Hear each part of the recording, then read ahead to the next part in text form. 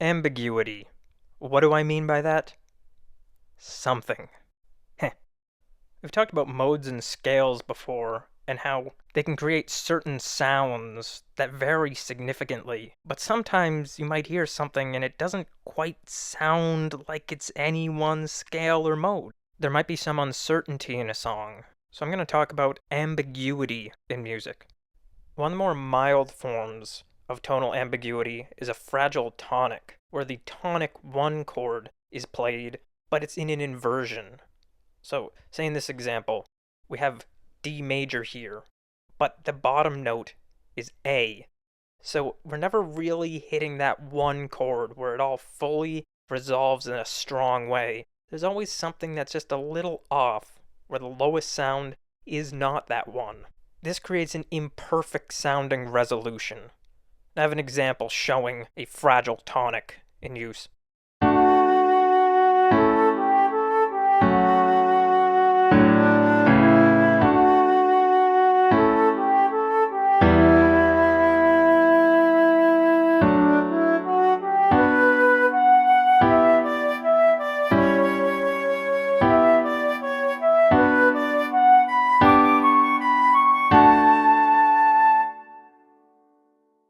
In that example, we did end on the 1 chord, but it didn't fully resolve. It still felt a little bit up in the air, and that's what the fragile tonic does. You are resolving, but not quite. A fairly common one that you might hear is an emergent tonic, where the tonic is not played until the very end. So you might have a sense of what key the music is in, but you never really hear that 1 to make sure. There's no home that you hear and go, oh, that's it, until the very end, or very late in the song. The tonic emerges in the music.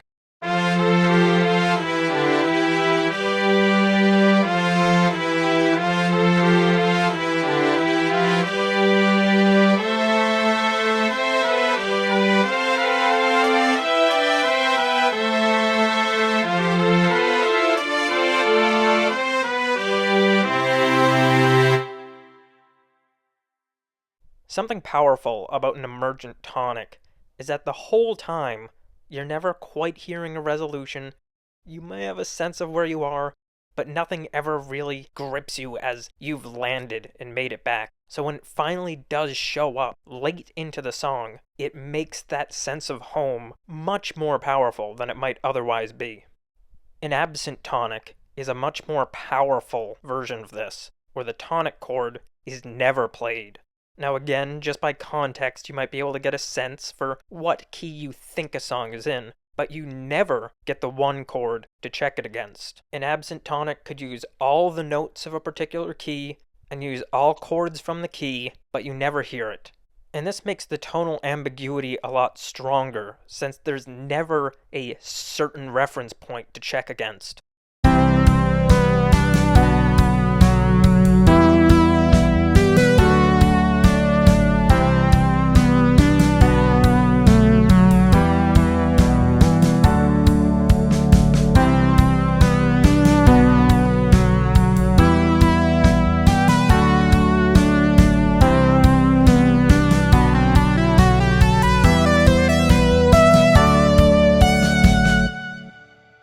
There's a real ambiguity in that. We never really hear something that sounds like home. So I'm going to play the ending of that again, but this time have it end on the tonic chord, and you'll be able to hear just how significantly that changes the context of the entire song.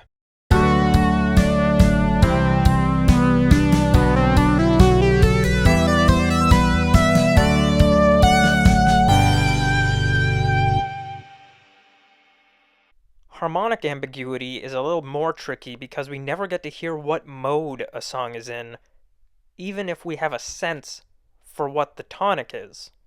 For example, we could know something is in C, but we won't know if it's C major or C minor. Harmonic ambiguity occurs when the chords that are harmonizing the music don't tell you the key. Now this could be done using sus chords, could be done using power chords, something that never directly lets you know what those notes that define it as major or minor are, leaving you with a sound that sounds a little bit major, a little bit minor, but not really one of either.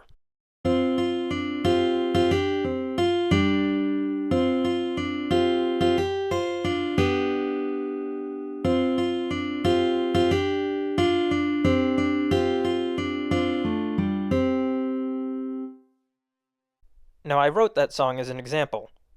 What key is it in? C. C what? I don't know. Harmonic ambiguity has been used to really cool effect in the beginnings of songs or transitions between sections where you want to introduce a concept to the listener, but don't want them to quite know whether they should be feeling it's a major sound or a minor sound. It allows them to enter into the song, getting the groundwork established for what's happening, but without actually declaring one way or the other. You can do a lot playing with harmonic ambiguity, and I think particularly as an intro for a song, it has very powerful potential. Floating tonality is when the tonic changes. You never really pin down what the tonic is, what key you're in, because it moves around. You could be listening for a few bars and have a strong sense, oh yeah, this is clearly D major, but then all of a sudden it's C minor. The tonality is floating throughout the song.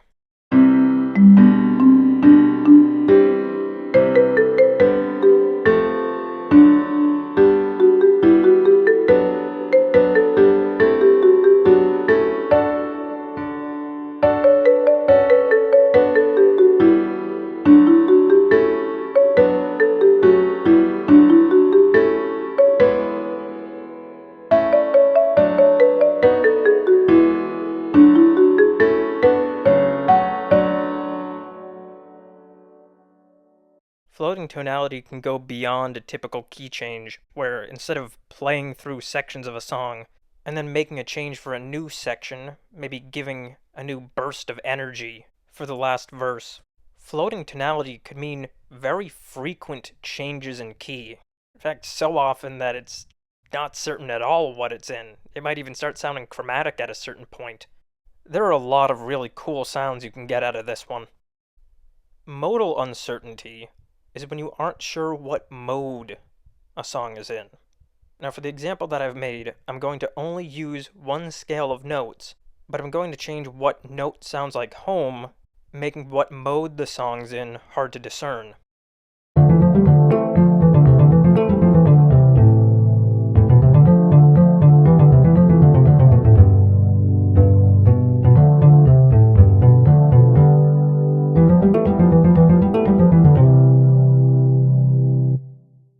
This is a bit of a crude example, and with more time to flesh out musical ideas, you can really drive different modal sounds quite heavily.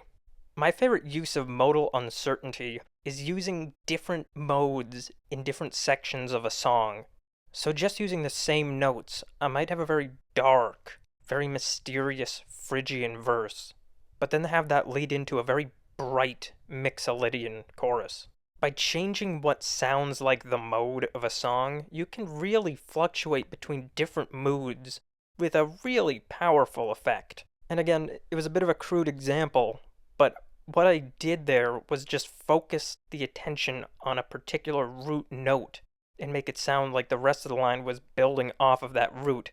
And with having the attention drawn to that new first degree, everything in context sounded like a different mode. Also, while making this, I realized something, and I'm really curious what people think. In those clips, I showed different colors for each mode and each key. I don't know why, but those are the right colors for those keys and modes. At least I feel that those are the right colors. I don't know why. I just associate them together. So I'm really curious if anyone else has a certain color they associate with a mode or with a key. Well, those are some different ways that ambiguity can be found in music, and different techniques that can be used if you're trying to intentionally create an ambiguous sound. I hope you found this useful, and do subscribe if you're interested. And until the next one, have a day of at least ambiguous quality.